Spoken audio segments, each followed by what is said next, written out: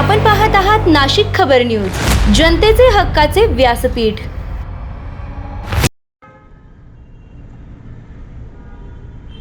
Nashik IT कंपनीत महिलांवरील अत्याचार प्रकरण, भाजपकडून तीव्र निषेध।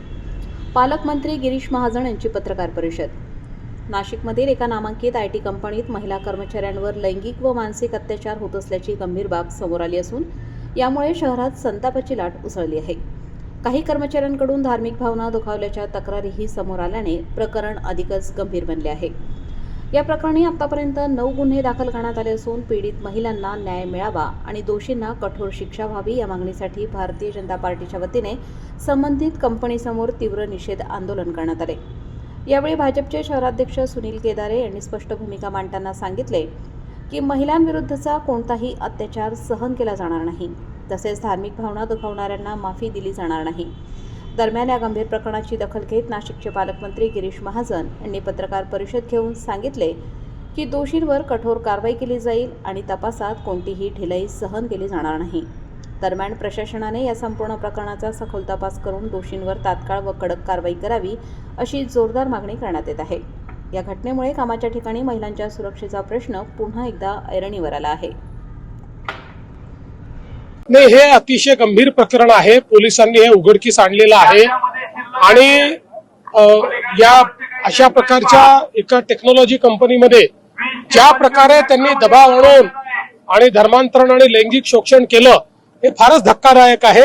मी पोलिसांना त्या ठिकाणी म्हणजे एक प्रकारे त्यांचं कौतुक करेन की अतिशय वेगानं कारवाई करून याचा पूर्ण पर्दाफाश हा त्यांनी केला आहे।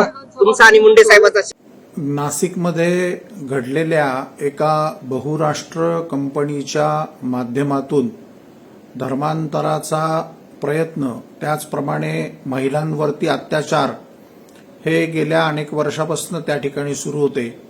या कंपनीचं नाव जाहीर करण्यात यावं, त्यामध्ये असलेले सर्व मंडळी ही मुस्लिम आहेत। त्याचप्रमाणे या सर्व संदर्भामध्ये एक मोठा व्यापक कट सिंहस्थ कुंभमेळ्याच्या माध्यमातून कार्यरत असावा असा आमचा संशय आहे। मी नाशिक पोलिसांचं त्या ठिकाणी अभिनंदन करतो आणि हे प्रकरण वाटतं तेवढं सोपं नाहीये। यामध्ये अतिशय मोठा असा व्यापक कट संपूर्ण महाराष्ट्रामधील असावा याचा सखोल तपास होणं गरजेचं आहे, कारण हे एक हिमनगाचं टोक आहे असंच मला वाटतं। हे प्रकरण लव जिहादशी संबंधित आहे आणि या विषयामध्ये अनेक आंतरराष्ट्रीय देखील संदर्भ असू शकतात। मशिदींच्या माध्यमातनं, त्याचप्रमाणे असलेल्या सगळ्या माध्यमातनं याचा एक व्यापक कट असावा असं मला वाटतं। माननीय मुख्यमंत्री महोदय अतिशय गंभीर दखल घेतलेली आहे। मुंबईहून सुद्धा टीम या ठिकाणी इन्क्वायरीसाठी आलेल्या आहेत। नाशिक पोलिसांचं मी अभिनंदन करेल की त्यांनी हा जो प्रकार आहे हा सुद्धा शोधून काढलेला आहे आणि म्हणून या संदर्भात 6 लोकांना ताब्यात घेतलेला आहे। त्यांची कसून चौकशी सुरू आहे आणि मला वाटतं याची व्याप्ती खरंच मोठी असू शकेल, मोठी असेल, निश्चित असेल आणि म्हणून त्या संदर्भामध्ये सगळ्या चौकशा सुरू आहेत। आणि म्हणजे मुलींना गोमांस खायला घालणं, त्यांना महिनाभर रोजे पकडायला लावायचं, त्यांना नमाज पडायला लावायची आणि धर्मांतरण करायचं, म्हणजे हा प्रकार खरं म्हणजे अशी कल्पनाही करता येत नाही। आणि एवढ्या मोठ्या कंपनीमध्ये अशा पद्धतीने अतिशय सगळ्यात मला वाटतं पुढच्या काळामध्ये सुद्धा अजून काही लोक यामध्ये निष्पन्न होतील।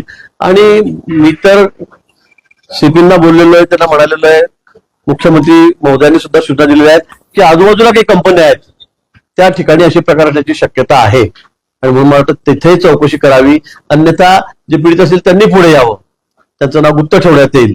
त्यांनी सुद्धा पुढे जर तक्रार केली तर मला वाटतं या संदर्भामध्ये अतिशय गांभीर्याने हा विषय घेऊन जे दोषी आहेत त्यांच्यावर अतिशय कठोर कारवाई, कठोर म्हणजे या पुढच्या काळामध्ये अशी कोणी हिंमत करणार नाही अशी कारवाई त्यांच्यावर केली जाईल। याच्यामध्ये ब्लॅकमेल असण्याचा देखील संशय आहे, कारण ज्या पद्धतीने त्यांचं ही जी टोळी होती करत होती त्यामुळे रॅकेट असण्याचा संशय आहे। निश्चित याच्यामध्ये रॅकेट असण्याची शक्यता आहे, संशय आहे, असू शकेल, कारण 4-5 जण मिळून ज्या पद्धतीने मुलींना ब्लॅकमेल करत होते, नोकरीचं अमीर दाखवत होते आणि मग तिसऱ्याच माणसाला तिच्याकडे पाठवून की तुझे फोटो माझ्याकडे आहेत, तुझे व्हिडिओ रील माझ्याकडे आहेत, मग माझ्याबरोबरही चल, मैत्रिणींना पण आण, हे सगळे रॅकेट आहे। हे सगळं रॅकेट हे प्रथमदर्शी दिसतंय आणि म्हणून या संदर्भामध्ये अतिशय कसून चौकशी सुरू आहे. त्या बाबतीमध्ये कोणालाही माफी दिली जाणार नाही, कोणी यातून वाचणार नाही. पण हा विषय मला वाटतं अतिशय गंभीर आहे. धर्मांतर अशा पद्धतीकडून